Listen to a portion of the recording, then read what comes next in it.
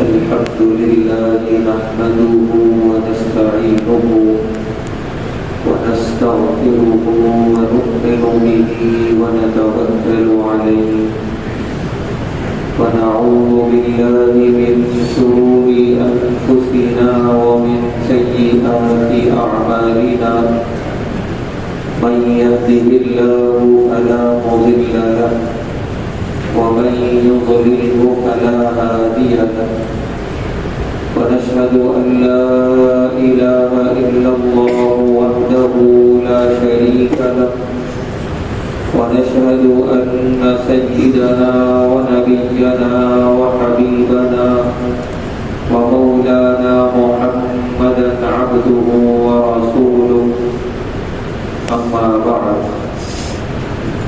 فقد قال رسول الله صلى الله عليه وسلم صلوا كما رأيتموني أصلي أو كما قال عليه الصلاة والسلام.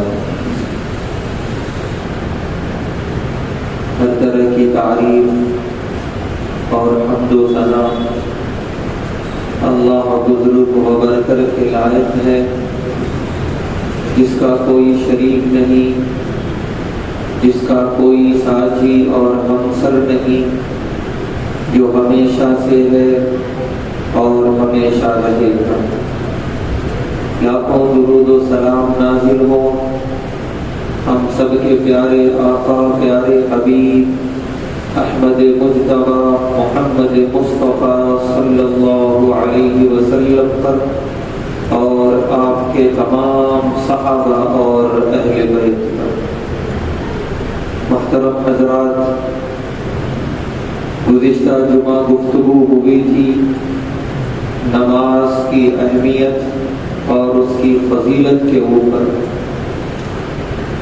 آج گفتگو ہوگی انشاءاللہ نماز کے آداب اور نماز کے شرائط پر، کیونکہ جب ہم حدیث کا مطالعہ کرتے ہیں تو یہ بات سامنے آتی ہے کہ پیارے نبی صلی اللہ علیہ وسلم نے صحابہ کو اور امت کو صرف نماز کی فرضیت نہیں بتائی، صرف نماز کی اہمیت نہیں بتائی، بلکہ تکبیر تحریمہ سے لے کر سلام پھیرنے تک سارے آداب اور سارے احکام بتائے. چنانچہ جو حدیث میں نے خطبے میں پڑھی ہے، یہ حدیث پیارے نبی صلی اللہ علیہ وسلم صحابہ کو بارہا ارشاد فرماتے تھے، صلو کما رأیتمونی اصلی، میرے صحابہ اسی طرح نماز پڑھو جیسا مجھے پڑھتے ہوئے دیکھتے ہو. یعنی سیکھو مجھ سے نماز، میرے ارکان کو، میرے رکوع اور سجود کو، میرے اور خشوع اور خضوع کو بہت غور سے دیکھو اور سیکھو. تو یہ ایک حدیث ہے جو بالکل جامع ہے. حضرت عبداللہ بن مسعود رضی اللہ تعالیٰ عنہ فرماتے ہیں کہ دو چیزیں پیارے نبی صلی اللہ علیہ وسلم ہمیں بہت اہتمام سے سکھاتے تھے. ایک قرآن کریم پڑھنا، جب بھی وحی نازل ہوتی بڑے اہتمام سے آپ اس کو پڑھتے اور صحابہ کو سکھاتے کہ اس طرح اس کو پڑھو، اس آیت کو بہت اہتمام سے. آدمی اسی چیز کا اہتمام کرتا ہے جس کی قدر سب سے زیادہ ہوتی ہے اس کے نزدیک. تو عبداللہ بن مسعود رضی اللہ تعالیٰ عنہ فرماتے ہیں قرآن بہت اہتمام سے سکھاتے تھے پیارے نبی صلی اللہ علیہ وسلم. اب اہتمام کا اندازہ لگائیے، حضرت عمر بن خطاب رضی اللہ تعالیٰ عنہ فرماتے ہیں سورۃ البقرہ میں 4 سال میں سیکھا. آج ہمارے بچے تو ماشاءاللہ 4 سال میں قرآن ختم کر لیتے ہیں، اور وہ تو عربی تھے. حضرت عمر بن خطاب رضی اللہ تعالیٰ عربی پڑھنا ان کے لیے مشکل نہیں تھا، لیکن پورے اہتمام کے ساتھ وہ تلاوت کرنا بھی سیکھتے تھے، غنہ اخفا اور مخارج بھی سیکھتے تھے، معنی بھی سیکھتے تھے، مطلب اور تفسیر بھی سیکھتے تھے، اور مشق کرتے تھے، عمل کرتے تھے اس آیت پر، پھر جا کے دوسری آیت سیکھتے تھے. یہ اہتمام تھا صحابہ کرام کا. تو عبداللہ بن مسعود رضی اللہ تعالیٰ عنہ فرماتے ہیں کہ پہلی چیز جو بڑے اہتمام سے سکھاتے تھے پیارے نبی صلی اللہ علیہ وسلم وہ ہے قرآن کریم. تو آج ہر گھر کا ذمہ دار ذرا غور کرے اپنے بچوں کے تعلق سے وہ قرآن کی تعلیم کو لے کے کتنا فکر مند ہے۔ اگر اسکول سے ایک نوٹس آ جائے کہ آپ کا بچہ ذرا لکھتا صحیح نہیں ہے، آپ کے بچے کے نمبرات جتنے آنے چاہیے نہیں آتے، آدمی اپنی ڈیوٹی چھوڑ دیتا ہے اور پہلے جاتا ہے اسکول، معلوم کرتا ہے بچہ کیوں نہیں پڑھ رہا۔ بے شک اس کی ذمہ داری ہے یہ کرے، بے شک وہ اپنے بچے کی تعلیم پہ توجہ دے، جہاں وہ اتنے پیسے خرچ کر رہا ہے وہاں ضروری ہے کہ اس کا کوئی اسے نفع آئے، لیکن یاد رہے اس سے بہت زیادہ اہتمام اسے کرنا ہے اپنے بچے کے قرآن کی تعلیم کا، کیونکہ یہی چیز ہے جو اس کی دنیا بنائے گی، یہی چیز ہے جو اسے انسان بنائے گی، یہی چیز ہے جو اسے مسلمان بنائے گی، اور یہی چیز ہے جو اس کی آخرت بنائے گی۔ اگر بچہ اس کو سمجھ لے کہ یہ کیا چیز ہے قرآن کریم، تو پیارے نبی صلی اللہ علیہ وسلم قرآن کریم بہت اہتمام سے سکھاتے تھے صحابہ کو۔ اور دوسری چیز نماز، فرماتے ہیں عبداللہ بن مسعود رضی اللہ تعالی عنہ کہ جب آپ نماز سکھانا شروع کرتے تو تشہد تک سکھاتے، یعنی بیچ میں چھوڑتے نہیں۔ اسے کہتے ہیں اہتمام، کہ کسی چیز کا آغاز کرو تو پورا ختم کر کے اسے چھوڑو، اسے پورا مکمل کر کے سکھاؤ۔ تو عبداللہ بن مسعود رضی اللہ تعالی عنہ فرماتے ہیں تشہد تک مکمل نماز سکھاتے تھے پیارے نبی صلی اللہ علیہ وسلم۔ اور پیارے نبی صلی اللہ علیہ وسلم صحابہ کی نمازوں کو بغور دیکھتے تھے، جس کے اندر جس چیز کی کمی ہے فوراً نماز کے بعد اسے مطلع کرتے کہ تمہارا تشہد صحیح نہیں، تمہارا رکوع صحیح نہیں، تم اپنے سجدے میں ذرا غور کر لو۔ یہ ساری چیزیں ہیں۔ تو دو ذمہ داری ہے نماز کے تعلق سے، تو نماز پڑھنا چھوڑنا بہت بڑا گناہ، ایک مسلمان سوچے بھی نہ نماز چھوڑنے کے بارے میں، اور دوسری ذمہ داری ہے کہ نماز کو اس کے حقوق کے ساتھ، اس کے واجبات و فرائض کے ساتھ، اس کے آداب اور اس کے تمام احکامات کے ساتھ ادا کیا جائے۔ یہ حدیث جو عبداللہ بن مسعود رضی اللہ تعالی عنہ کی اس وقت یہاں بیان کی گئی ہے اس وجہ سے تاکہ ہمیں اہمیت معلوم ہو کہ پیارے نبی صلی اللہ علیہ وسلم صرف قرآن اور نماز سکھانے نہیں، بہت کچھ سکھانے آئے تھے، بلکہ دنیا کو سب کچھ سکھا دیا۔ کوئی زندگی کا گوشہ ایسا نہیں ہے جسے آپ نے چھوڑا ہو، بالکل کامل اور مکمل دین دے کر گئے، لیکن ان تمام میں ان دو چیزوں کو بڑی اہمیت دی، قرآن کریم کی تعلیم اور دوسرا ہے نماز۔ تو اسی لیے ہم سب کو ان دونوں کے تعلق سے بہت بیدار رہنا چاہیے۔ تو نماز کے تعلق سے اگر مختصر طور پہ بات کہی جائے کہ نماز کے آداب اور طور طریقے، تو نماز کے کچھ آداب وہ ہیں جو نماز سے باہر ہیں، نماز سے خارج ہیں، اور کچھ آداب کا تعلق نماز کے اندر سے ہے، نماز کے اندرون سے ہے۔ نماز کے باہر کا جو ادب ہے وہ سب سے پہلا ادب یہ ہے کہ آدمی ایک مہذب لباس میں نماز پڑھنے آئے۔ اس کی بڑی اہمیت ہے، قرآن میں اللہ نے فرمایا سورہ اعراف میں خذوا زینتکم عند کل مسجد، کہ جب تم مسجد میں آؤ تو زینت اختیار کر کے آؤ۔ زینت کسے کہا جاتا ہے؟ اپنے آپ کو جتنا ہم مزین کر سکتے ہیں، سجا سکتے ہیں، اچھا لباس ہو اور عمدہ قسم کی خوشبو لگی ہوئی ہو جسم کے اندر، دیکھنے والے کو ہم بہت اچھے صاف ستھرے نظر آ رہے ہو، جیسے آدمی کسی تقریب میں جاتا ہے، کسی بڑے آدمی سے ملاقات کے لیے جاتا ہے، جیسے اپنے آپ کو سجاتا ہے، تو یہ سب سے بڑے داتا کا دربار ہے، اس سے بڑا کوئی نہیں ہے۔ تو لہذا اس دربار میں اللہ نے فرمایا زینت اختیار کر کے آؤ، لیکن ظاہر سی بات ہے اس پر کہاں عمل؟ بس جمعہ کے دن اللہ کا کرم ہے کہ ہم زینت اختیار کر لیتے ہیں، لیکن قرآن کا حکم تو یہ ہے۔ اسی لیے علماء نے لکھا ہے کہ اگر اتنا عمل نہیں کر سک رہے، حالانکہ کرنا چاہیے، اللہ کا حکم ہے، لیکن نہیں کر سک رہے، تو کم سے کم ایسا لباس تو لازماً پہننا ہے جس میں انسان کی انسانیت نظر آ رہی ہو، تہذیب نظر آ رہی ہو۔ ذرا کسی مہذب انسان کے پاس بیٹھنے کے لائق ہو تو کم سے کم ایسا لباس پہن کر وہ مسجد میں آئے۔ یہ سب سے بڑا ادب ہے، اور نماز کے باہر کے آداب میں سب سے بنیادی ادب ہے کہ بغیر ایسا لباس پہنے میں نہ آئے۔ بسا اوقات ہم سے کوتاہیاں ہو جاتی ہیں، ایسے لباس میں آ جاتے ہیں کہ بالکل گھٹنوں تک ہے، سجدے میں جا رہے ہیں تو گھٹنا نظر آ رہا ہے، ایسے لباس میں آ جاتے ہیں کہ انتہائی گندا معلوم ہو رہا ہے، لیکن آئے ہیں صف میں کھڑے ہو گئے نماز پڑھ رہے ہیں کہ بس سطر چھپا ہوا ہے تو کافی ہے۔ وہ الگ بات ہے کہ مجبوری میں آدمی کے پاس لباس نہیں ہے، غریب ہے، فقیر ہے، محتاج ہے، تو خالی سطر بھی چھپا لے تو نماز پڑھ لے کیونکہ نماز معاف نہیں ہے، وہ الگ مسئلہ ہے۔ لیکن اللہ نے سب کچھ دیا ہے۔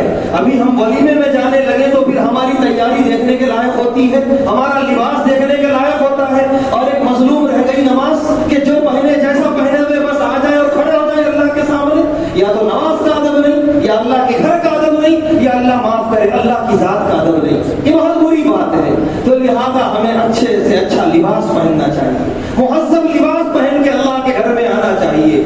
لباس نے تو آج کے زمانے میں اتنی اولانیت پیدا کر دی. بار بار کہا جاتا ہے اور بار بار بڑے بزرگ حضرات کہتے ہیں کہ اس بات کو کہو نوجوانوں کو کہ بہت برا حال ہوتا ہے نماز میں جب ایسا لباس پہن کے آ جاتے ہیں. وہ جو لباس ہوتا ہے اوپر کا چھوٹا اور نیچے کا کولے کے پاس سے, اور اس کے بعد جب رکوع اور سجدہ کرتے ہیں اپنے باپ کے سامنے کبھی ایسا چھپ کے دیکھو, وہ 2 تمچے نہیں مارے گا تو پھر کیا کرے گا کہ اتنا تجھے ادب نہیں ہے, باپ کے سامنے کھڑا ہے اور صدر نظر آ رہا ہے تیرا, تو لباس پہنا یا نہیں کا. کبھی ماں کے سامنے ایسا کر کے دیکھو, جب ماں باپ کے سامنے نہیں کھڑے ہو سکتے, جب ماں باپ ایسی شکل میں دیکھنے کو راضی نہیں ہو سکتے, اللہ اور اس کے رسول کیسے راضی ہوں گے؟ نعوذ باللہ من ذالک. خدا کے لیے نوجوانوں اپنے لباس پہ بار بار غور کرو. ضروری نہیں ہے کہ جسے زمانہ نیا کہہ دے وہ پہن ہی لیا جائے. ضروری نہیں ہے کہ جسے یہود و نصارہ نئے فیشن کے طور پہ دنیا کے بازاروں میں لے آئے اسے جسم پہ لا ہی لیا جائے, کوئی ضروری نہیں ہے. ہم ایک بہت بڑی پاکیزہ شریعت کے ماننے والے ہیں. ہر چیز کو ہمیں اس شریعت کے ترازو میں تولنا ہے, پرکھنا ہے. ہمارے نبی علیہ الصلوۃ والسلام کے فرمان کے مطابق یہ لباس مناسب ہے تو خریدا جائے گا, پہنا جائے گا, اور اگر نہیں ہے تو نہیں پہنا جائے گا. نہ مسجد میں, نہ گھر میں, نہ کسی تقریب میں. یہ کم سے کم ایمان والا ہونے کی اتنی تو علامت ہونی چاہیے, اتنی تو ہمارے اندر غیرت ہونی چاہیے. تو لہذا خدا کے لیے اللہ کے گھروں کی بے ادبی نہ ہو, اللہ کی ذات کی بے ادبی نہ ہو, اللہ کی اتنی بڑی عبادت کی بے ادبی نہ ہو. ایسے لباس زیب تن نہ کیے جائیں. صرف مسجد کے لیے نہیں, گھر میں بھی نہ ہو, بازاروں میں بھی نہ ہو. کہ انسان بہت عمدہ مخلوق ہے, بڑی اشرف المخلوقات ہے. اگر یہ اپنے صدر کی حفاظت نہیں کر پا رہی ہے تو معاف کیجیے وہ جانوروں سے بری ہے. جانور بھی کم سے کم جانور ہوتے ہوئے اپنے صدر کی حفاظت جانتے ہیں وہ, لیکن ہم اپنے صدر کی حفاظت نہ کریں, ایسے لباس پہنتے رہ گئے اور نماز تک میں آگے ایسا لباس پہن کر, تو پھر ہم سے بہتر تو وہ جانور ہی ہے کہ جن کو شعور نہیں ہے لیکن اتنا تو وہ جانتے ہیں صدر کیا ہے اور غیر صدر کیا ہے. تو اسی لیے سب سے بڑا ادب ہے کہ اپنا لباس صحیح ہو, اور لباس کم سے کم ایسا ہو کہ وہ چست نہ ہو, ڈھیلا ڈھالا ہو, رکوع آرام سے ادا ہو, سجدہ آرام سے ادا ہو, تشہد میں اطمینان سے بیٹھ سکے آرام سے. ایسا لباس ہونا چاہیے کم سے کم. ہوتا یہ ہے کہ بسا اوقات نوجوان اتنا ٹائٹ پہن کر آ جاتے ہیں, رکوع کرے, سجدہ میں اور پریشانی, اور تشہد میں تو بالکل بے چین سے رہتے ہیں. کب امام صاحب سلام پھیرے اور نماز ختم ہو, اتنے بے چین. سلام جیسے ہی پھیرا اور فوراً وہ تشہد چھوڑ کے دوسری طرف بیٹھ گئے, کیونکہ وہ بیٹھ نہیں پا رہے, اتنے بے چین. ایک آدمی یہ بیچارہ معذور ہے, ضعیف العمر ہے, اس کے گھٹنوں میں تکلیف ہے, وہ نہیں بیٹھ پا رہا تشہد میں. یہ قابل قبول بات ہے, یہ ضعیف العمری کی وجہ سے یہ اس کو مجبوری اور معذوری پیش آ گئی. لیکن نوجوانی کی عمر میں جب تم صحیح طریقے سے تشہد ادا کرنے پہ قادر ہو, اللہ نے تمہیں صحیح سلامت اعضاء دیے, تمہارا گھٹنا صحیح سلامت, تمہارا پیر, تمہاری کمر, تمہارا جسم, اور اللہ صحیح سلامت رکھے, لیکن اس کے باوجود بھی تم ایک صحیح تشہد نہیں کر پا رہے ہو, تم صحیح سجدہ ادا نہیں کر پا رہے ہو, کیا فائدہ ایسی نماز پڑھنے سے, کیا فائدہ ایسے لباس سے, چاہے تم نے کتنی بھی قیمتی دکان سے خریدا ہوگا اور کتنی بھی بڑی قیمت میں خریدا ہوگا. اسی لیے ضرورت اس بات کی ہے کہ ذرا ڈھیل ڈھال لباس پہن کے آئے آدمی کہ اطمینان والی نماز ادا کر سکے. اور بہت بڑی شرط ہے طہارت کی نماز سے پہلے. یہ جو ٹائٹ جینس ہوتی ہے نوجوانوں کی, بہت مرتبہ دیکھا گیا, اور ہم نے نہیں متعدد لوگوں نے دیکھا اور بارہا متنبہ کیا کہ اس کے بارے میں کہا جائے کہ آدمی جب طہارت خانے میں بیٹھتا ہے, بیت الخلا نہیں, طہارت خانہ جو کھلا ہوتا ہے, معاف کیجیے نہیں بیٹھ پاتا, وہ طہارت صحیح طریقے سے ادا نہیں کر پاتا. نتیجہ یہ ہے کہ اس کی طہارت مشکوک رہتی ہے, غیر شرعی طہارت رہتی ہے, اس کی چھینٹے اچھلے ہوئے ہوتے ہیں اس کے جنس میں, اس کے پیروں پہ لگانے, اور کیا کیا حالتیں ہوتی ہیں. اسی حالت میں بندہ وضو کیا اور صف میں آگے کھڑا ہو گیا. پیارے نبی صلی اللہ علیہ وسلم ایک راہ سے گزر رہے تھے, آپ کی اونٹنی بد کی. پیارے نبی صلی اللہ علیہ وسلم نے صحابہ سے فرمایا, یہاں 2 قبر ہے, دونوں کو عذاب ہو رہا ہے, اس وجہ سے میری اونٹنی بد کی ہے, اور ان میں سے ایک کو عذاب ہو رہا ہے قیمت کی وجہ سے, ایک کو عذاب ہو رہا ہے پیشاب کی چھینٹوں سے نہ بچنے کی وجہ سے. یہ بہت بڑی چیز ہے, بہت معمولی. اور پیارے نبی صلی اللہ علیہ وسلم نے حدیث میں فرمایا کہ وما ہوا کبیران, کہ لوگوں کی نگاہ میں یہ دونوں گناہ بڑے نہیں ہیں, لیکن اللہ کے پاس بہت بڑے گناہ ہیں. یہ چھینٹیں جو اچھلتی ہیں پیشاب کی, اور طہارت صحیح طریقے سے نہیں لے پاتا بندہ, یہ بظاہر دیکھنے میں اس کے لیے کچھ بھی نہیں ہے, لیکن مرنے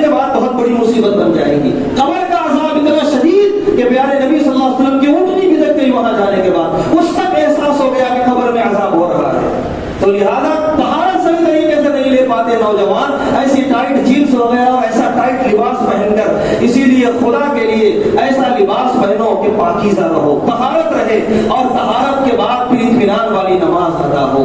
تو یہ بہت بڑی چیز ہے نماز کے باہر کے آداب میں سے۔ نماز کے باہر کے آداب میں سے یہ ہے کہ کوئی چیز منہ میں ایسی نہ کھا کے آئے جس سے بدبو پھیل رہی ہو۔ خیبر کا موقع تھا اور خیبر میں لہسن کے درخت تھے بہت زیادہ۔ پیارے نبی صلی اللہ علیہ وسلم نے فوراً اعلان کیا کہ جو یہ لہسن کھائے گا وہ مسجد میں نہ آنا، نماز کے قریب ہماری صفوں میں نہ آنا، اس کی بدبو سے رحمت کے فرشتے بھاگ جاتے ہیں۔ پھر ابو داؤد شریف کی روایت ہے، پیارے نبی صلی اللہ علیہ وسلم نے فرمایا کہ جو اسے مردہ کر دے پکا کے، اس کی بدبو کو ختم کر دے، جیسا کہ ہمارے گھروں میں پکایا جاتا ہے، بالکل کالا اور سیاہ ہو جاتا ہے، مردہ ہو جاتا ہے، اس کی بدبو ختم ہو جاتی ہے، تو پیارے نبی صلی اللہ علیہ وسلم نے فرمایا لا باس، پھر کوئی حرج نہیں ہے، پھر آ سکتے ہو ایسا سالن کھا کے اور ایسا لہسن کھا کے مسجد میں آ سکتے ہو، لیکن کچا لہسن نہیں۔ اور ایک دوسرے موقع پہ پیارے نبی صلی اللہ علیہ وسلم نے پیاز کے بارے میں فرمایا کہ کچی پیاز کھا کر ہماری مسجدوں کے قریب نہ آنا، اس کی بدبو سے رحمت کے فرشتے بھاگ جاتے ہیں۔ علماء نے بڑا اچھا نقطہ لکھا ہے، پیاز بھی حلال، لہسن بھی حلال، انسانی جسم کے لیے فائدہ مند، صحت مند، لیکن اس کے اندر بدبو ہے، پیارے نبی صلی اللہ علیہ وسلم نے منع کر دیا۔ ہاں بدبو ختم ہو جائے تب تم آؤ۔ تو کیا خیال ہے ہمارا گٹکے کے بارے میں اور سگریٹ کے بارے میں، جو کہ حلال ہے ہی نہیں سرے سے، اور وہ مہلک ہے، جان لیوا ہے انسانی جسم کے لیے، کہ اگر اس میں بدبو نہ ہو تو بھی وہ مکروہ تحریمی اور حرام ہے، اور باقاعدہ اس میں بدبو ہوتی ہے۔ گٹکا کھانے والوں کو پتہ نہیں ہوتا کہ میرے جسم میں کتنی بدبو ہے۔ کبھی کبھی گٹکا کھانے والوں سے بات ہو تو وہ آدمی جو گٹکا نہیں کھاتا ہے وہ پچھتاتا ہے، میں کیوں اس کے سامنے کھڑا ہو گیا، میں اس سے بات نہ کرتا تو اچھا تھا، اس کی پوری بدبو آ رہی ہے۔ سگریٹ پینے والا کبھی بازو صف میں آ کے کھڑا ہو جائے اور ابھی وہ مسجد کے باہر پی کے آیا ہو، یوں سمجھیے کہ بس کسی طریقے سے نماز پوری ہوتی ہے، اندر سے گھٹتا ہے وہ آدمی، سانس لینے کی اس کی طبیعت نہیں ہوتی، ایسی پوری بدبو ہوتی ہے۔ ایک انسان جب اس کو قبول نہیں کر رہا گٹکے کی بدبو اور سگریٹ کی بدبو، کیا رحمت کے فرشتے قبول کریں گے؟ کیا یہ نماز رحمت کے فرشتے اللہ کے پاس لے کے جائیں گے؟ وہ تو منہ میں مار دی جائے گی ایسی نماز کہ جو ایسی بدبو کے ساتھ پڑھی گئی ہو۔ تو نماز کے آداب میں سے یہ ادب ہے کہ گٹکے وغیرہ، پہلے تو گٹکا یوں بھی حرام ہے، یوں نہ کھائیں، مطلب مسجد کے باہر بھی نہ کھائیں، لیکن کوئی نہیں کھاتا عادی ہے وہ اللہ کے پاس حساب دے، لیکن مسجد میں تو بالکل نہیں آنا اس حال میں۔ اگر وہ کھایا ہوا ہے تو مسواک کر کے یا برش کر کے یا جو بھی ہے ایسے آلے کو استعمال کر کے اپنے دانت کو مکمل طور پہ صاف کر کے اور اپنے منہ کو مکمل طور پہ بدبو سے آزاد کر کے پھر اس کے بعد سب میں آ کے کھڑا ہو، ورنہ ایسی نماز سے وہ مصلی کو تکلیف دے رہا ہے اور اللہ کے فرشتوں کو تکلیف دے رہا ہے۔ تو یہ آداب میں سے بہت بڑا ادب۔ تو نماز کے باہر کے آداب میں سے یہ آداب تھے کہ لباس اچھا ہو، طہارت صحیح طریقے سے لیا ہو، اور ہر طرح کی بدبو سے پاک اور خوشبو سے معطر ہو۔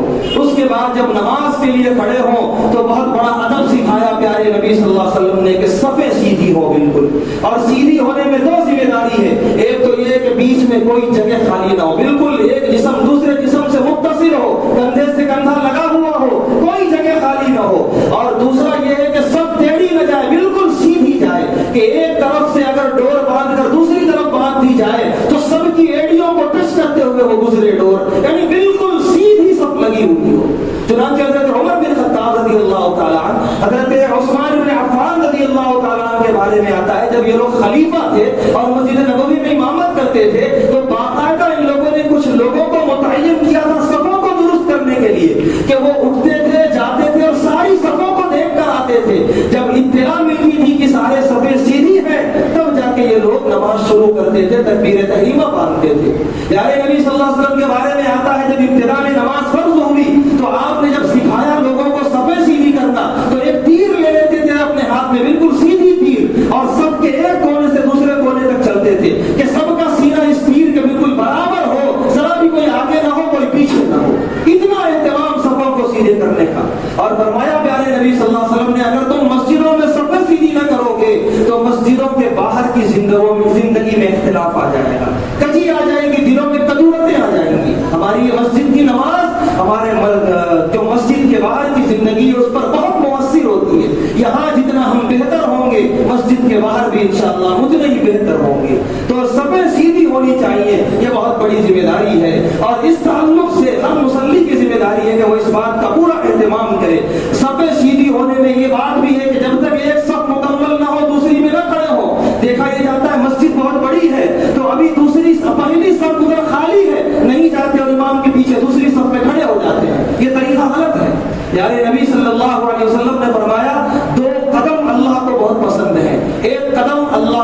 راستے میں جہاد کرنے کے لیے تلوار لے کے جو آگے بڑھتا ہے مجاہد، اس کا قدم بہت پسند ہے، اور دوسرا قدم جو اگلی صف جو پر نہیں ہے اس کو پر کرنے کے لیے آگے بڑھتا ہے، ہر قدم اللہ کو بہت پسند ہے۔ اتنی پسندیدہ چیز، اتنا پسندیدہ عمل، اور ہم چھوڑ دیتے ہیں اور کھڑے ہو جاتے ہیں بیچ میں، اور جب صف مکمل ہو جائے بالکل تو دوسری صف لگانے کا طریقہ یہ ہے کہ امام کے پیچھے سے لگائی جائے۔ بسا اوقات بڑی مساجد میں دیکھا گیا کچھ لوگ ادھر کھڑے ہو گئے، ادھر سے صف لگا رہے ہیں، کچھ لوگ ادھر سے صف لگا رہے ہیں، امام صاحب رکوع میں چلے گئے، وہ سب ادھر سے راقی سے ادھر سے راقی سے، بیچ میں کوئی خلا ہے۔ یہ طریقہ غلط ہے، اس سے نماز صحیح نہیں ہوتی۔ امام سے جوڑنا ہے اپنے آپ کو، جوڑنا ہے نماز میں تو بالکل امام کے پیچھے سے صف شروع کرنی ہے، پھر اس کے بعد دونوں طرف پھیلنی ہے صف۔ یہ معمولی سی چیزیں ہیں، اس میں غلطی اور کوتاہی کی وجہ سے ہماری نماز خراب ہو جاتی ہے اور ہمیں پتہ بھی نہیں ہوتا۔ تو نماز شروع کرتے ہوئے سب سے بڑا ادب یہ ہے کہ صفیں بالکل صحیح ہو اور حدیث کے مطابق لگائی جائیں، اور نماز کے اندر کے جو آداب ہیں ایک لفظ میں کہہ دیا جائے تو سب ساری بات انشاءاللہ ادا ہو جائے گی۔ وہ یہ ہے کہ ہمارے اعضاء میں بھی خشوع اور خضوع ہو اور ہمارے دل میں بھی خشوع اور خضوع ہو۔ یہ دونوں جملہ پیارے نبی صلی اللہ علیہ وسلم نے الگ الگ حدیثوں میں ارشاد فرمایا۔ اعضاء میں مطلب ہاتھ جب ہمیں قیام میں ہو تو ہاتھ جہاں رہنا ہے وہیں رہے، ادھر ادھر نہ جائے۔ کبھی کانوں میں کھجلی ہو رہی ہے، کبھی داڑھی کی طرف ہاتھ جا رہا ہے۔ ایک موقع پہ دیکھا پیارے نبی صلی اللہ علیہ وسلم نے ایک شخص کو نماز پڑھتے ہوئے، آپ نے فرمایا کہ اس کے دل میں خشوع خضوع نہیں ہے، اسی لیے اعضاء میں بھی خشوع اور خضوع نہیں ہے، یعنی یہ دل کے اعتبار سے نماز میں نہیں ہے، بس رسماً نماز پڑھ رہا ہے۔ پیارے نبی صلی اللہ علیہ وسلم نے منع فرمایا۔ تو ہاتھ اور پیر اور آنکھیں بالکل صحیح سلامت ہو کہ جہاں ہونے ہیں وہیں رکھی جائے، کہ جب قیام میں ہو تو سجدے کی جگہ نگاہ ہو، رکوع میں ہو تو دونوں ناخن کے پاس پیروں کے نگاہ ہو، اور جب تشہد میں بیٹھے ہوئے ہو تو گود میں نگاہ ہو، ادھر ادھر نگاہیں نہ جائیں۔ تو ہماری نگاہ اور ہمارے ہاتھ اور پیر بالکل صحیح سلامت ہو، خشوع خضوع ہو ان کے اندر، تو اعضاء میں بھی خشوع اور خضوع ہو اور دل میں بھی خشوع اور خضوع ہو، کہ دل کے اعتبار سے ہم اللہ کے سامنے ہوں۔ پیارے نبی صلی اللہ علیہ وسلم نے فرمایا نماز پڑھو تو ایسی پڑھو کہ جیسے تم اللہ کو دیکھ رہے ہو۔ اگر یہ نہیں ہو سکتا تو اتنا تو ضرور جان لو کہ اللہ تمہیں دیکھ رہا ہے۔ اگر یہ بھی ہمیں مل گیا نماز میں کہ اللہ مجھے دیکھ رہا ہے لہذا میں ویسی نماز پڑھوں تو الحمدللہ، یہ بھی بہت غنیمت کی بات ہے۔ تو کم سے کم یہ کیفیت ہماری ہونی چاہیے کہ ہم دل کے اعتبار سے بھی خشوع خضوع ہو ہماری نماز میں، اور اعضاء کے اعتبار سے بھی خشوع اور خضوع ہو۔ خشوع اور خضوع لانے کا بہترین طریقہ پیارے نبی صلی اللہ علیہ وسلم نے بیان فرمایا کہ وہ یہ ہے کہ جب تم نماز پڑھو تو یہ سوچ کے پڑھو کہ زندگی کی آخری نماز ہے۔ اس لیے نہیں کہ بس خالی تصور ہے، اس لیے بھی یقین ہے جو بھی دنیا سے گیا ہے وہ جو بھی نماز پڑھا ہوگا اس سے پہلے والی وہ زندگی کی آخری نماز تھی، اور ہم کب جائیں گے ہمیں نہیں معلوم۔ ہمیں نہیں معلوم ہم جمعہ پڑھ رہے ہیں عصر ہماری زندگی میں ہے یا نہیں، اگر عصر کی توفیق مل گئی تو ہمیں نہیں معلوم مغرب ہماری زندگی میں ہے یا نہیں۔ تو لہٰذا اس تصور کے ساتھ نماز پڑھو کہ زندگی کی آخری نماز ہے، دل میں بھی خشوع خضوع آ جائے گا، اعضاء میں بھی خشوع اور خضوع آ جائے گا۔ اور پیارے نبی صلی اللہ علیہ وسلم نے فرمایا نماز اطمینان سے پڑھو۔ جلد بازی والی نماز کو فرمایا پیارے نبی صلی اللہ علیہ وسلم نے وہ ایسی نماز ہے جیسے مرغی دانہ کھاتی ہے، جلدی جلدی وہ اپنے چونچ زمین پہ مارتی ہے، ایسی نماز معتبر نہیں ہے اللہ کے پاس۔ تو یہ آداب تھے جو مختصراً آپ حضرات کے سامنے رکھے گئے، ورنہ مسائل تو 300 سے زیادہ فقہاء نے بیان کیے ہیں نماز کے، تو کم سے کم ہم ان آداب کا اگر لحاظ کر لیں تو ہماری نماز اچھی ہو جائے گی۔ پہلی ذمہ داری تو یہ ہے کہ نماز پڑھنا ہے، یہ ناقابل معافی ہے۔ اس کے بعد دوسری ذمہ داری یہ ہے کہ آداب کے ساتھ پڑھنا۔ آداب میں یہ ہے کہ لباس ہمارا انسانیت والا ہو، تہذیب والا ہو، سطر کو بالکل چھپائے ہوئے ہو، طہارت ہم بالکل صحیح طریقے سے لے کے آئے ہوں، ہمارا منہ اور ہمارا جسم بالکل صاف ہو، بدبو نہ آ رہی ہو، نہ گٹکے کی، نہ سگریٹ کی، نہ کسی اور اس طرح کی واحد چیز کی۔ اور اس کے بعد جب نماز کے لیے کھڑے ہوں تو صفوں پہ توجہ دی جائے، بالکل صفوں میں کوئی جگہ خالی نہ ہو، متصل ہو، اور صفوں میں کوئی شخص آگے اور پیچھے نہ کھڑا ہو، بالکل برابر صف لگائی جائے، اس کا اہتمام کیا جائے۔ اور اس کے بعد جب نماز شروع ہو جائے تو دل کے اعتبار سے بھی ہم اللہ کے سامنے خشیت کا اظہار کریں، اور اپنے اعضاء کے اعتبار سے بھی اللہ تبارک و تعالیٰ سے دعا ہے اللہ تبارک و تعالیٰ ہم تمام کو تمام نمازیں بپابندی وقت تمام آداب کے ساتھ پڑھنے کی توفیق عطا فرمائے، ہر نماز کو زندگی کی آخری نماز سمجھ کر پڑھنے کی توفیق عطا فرمائے۔ وآخر دعوانا الحمدللہ۔